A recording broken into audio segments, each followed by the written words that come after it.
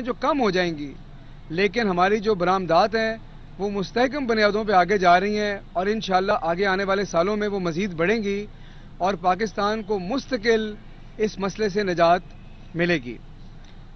ہمارے جو پرانے حکمران تھے پنجاب میں، شہباز شریف صاحب، ان کی ترجیحات کیا تھیں؟ ان کی ترجیحات تھیں سلیکٹو ڈیولپمنٹ، ان کی ترجیح یکساں ترقی نہیں تھی۔ یکساں ترقی ہمارا مینیفیسٹو ہے، ہمارا منشور ہے، ہمارا مشن ہے۔ اگر ان کا منشور سلیکٹو ڈیولپمنٹ نہ ہوتا تو کیا وہ ایک ایسے صوبے کے اندر جہاں پہ لوگوں کو پینے کا پانی میسر نہیں تھا، اور آپ کے پیریفری پہ ساؤتھ میں جو لوگ ہیں وہ غربت کی لکیر سے نیچے زندگی گزار رہے ہیں، وہ تمام پیسے اپنی کانسٹیچوئنسیز میں ڈالتے؟ انہوں نے ڈالی۔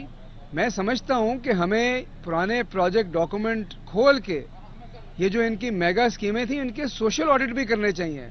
ہم فورینزک آڈٹ تو کرتے ہیں، ہم فائنینشیل کرپشن کو تو دیکھتے ہیں، لیکن اس کے ساتھ ہمیں سوشل کرپشن بھی دیکھنی چاہیے۔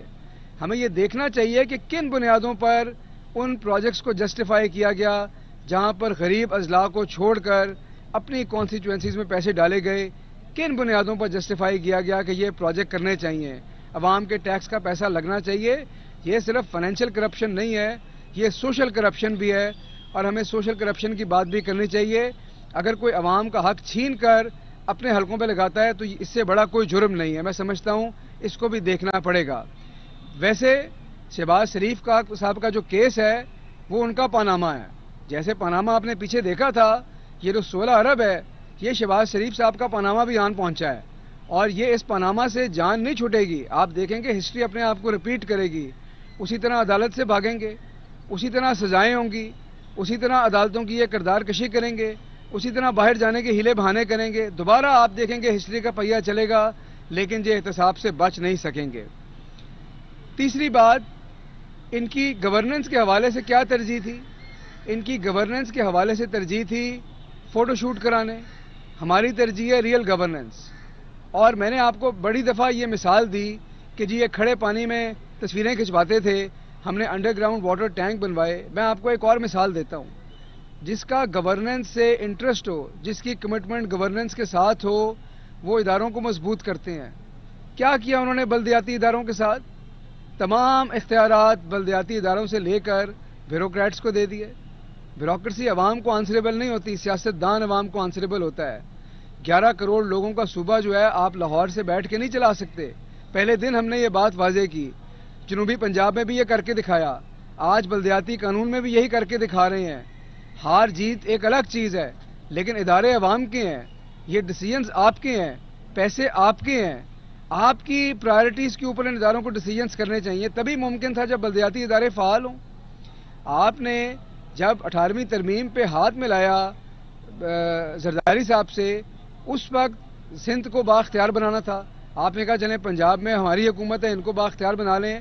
آپ نے دنیا کی تمام چیزیں ڈیلیگیٹ کرائیں، ڈی سینٹرلائز کرائیں، اچھی بات ہے، کرانی چاہیے تھیں، لیکن ان اختیارات کو نیچے بھی تو دیں، عوام کے پاس بھی تو لے کے جائیں، بلدیاتی اداروں کو بھی تو فعال بنائیں۔ آج پنجاب کا جو بلدیاتی قانون ہے وہ 2001 سے بھی زیادہ پاورفل قانون ہے۔ آپ کو بزدار حکومت نے جو بلدیاتی نظام دے دیا ہے وہ نظام رہتی دنیا تک یاد رہے گا۔ آپ کے 25 اضلاع میں اوپر کی سطح پر صرف ایک بلدیاتی ادارہ ہوگا، ڈسٹرکٹ کونسل، تمام فیصلے وہاں ہوں گے، تمام ترقی کے ڈیسیژنز وہاں ہوں گے، تمام مسائل آپ کی دہلیز پہ حل ہوں گے۔ یہ ہے گورننس کا اصل ٹیسٹ۔ گورننس یہ نہیں ہے کہ سارے اختیارات اپنے پاس سمیٹ کے لوگوں کی قسمتوں کے آپ فیصلے سنائیں۔ اور میں آپ کو یہ بتاؤں کہ ان کی ترجیح، سب سے آخر میں بتاؤں گا کہ ان کی ترجیح اقتدار ہے، عوام نہیں ہے۔ اگر ان کی ترجیح عوام ہوتی تو یہ عوام کو چھوڑ کے پاکستان بدر ہو کر خود باہر نہ بیٹھے ہوتے، جلا وطنی نہ اختیار کر لیتے۔ یہ اقتدار کی کرسی تو انجوائے کرنا چاہتے ہیں، اس سے لطف اندوز ہونا چاہتے ہیں، لیکن اپوزیشن کی صعوبتیں برداشت نہیں کر سکتے، مشکل گھڑی میں عوام کے ساتھ بھی نہیں کھڑا ہونا چاہتے، عوام کی آواز میں آواز بھی نہیں ملاتے۔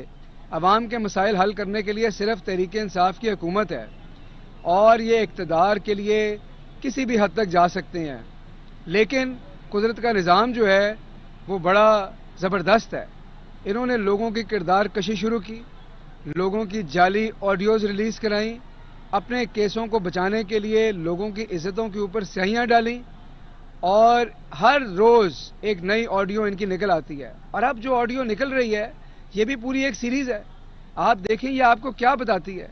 یہ بتاتی ہے کہ کیسے ان کا فوکس جو ہے وہ میڈیا کے اوپر ہے, کیسا ان کا فوکس جو ہے پرسیپشن بدلنے کے اوپر ہے, عوام کے ذہنوں کو دھوکہ دینے کے اوپر ہے, کیسے یہ بیسیکلی اپنے آپ کو سیاست کی دنیا کے ڈیوڈ کاپر فیلڈ سمجھتے ہیں. یہ شعبدے بازی دکھانا چاہتے ہیں. یہ چاہتے ہیں کہ عوام ہوں کچھ اور نظر کچھ آئے, لیکن عوام اتنی بیوقوف نہیں ہے. عوام کو نظر آتا ہے. یہ شعبدے بازی آپ ایک دفعہ کر سکتے ہیں, 2 دفعہ کر سکتے ہیں, آپ ہر دفعہ. ترجمان پنجاب حکومت حسان خاور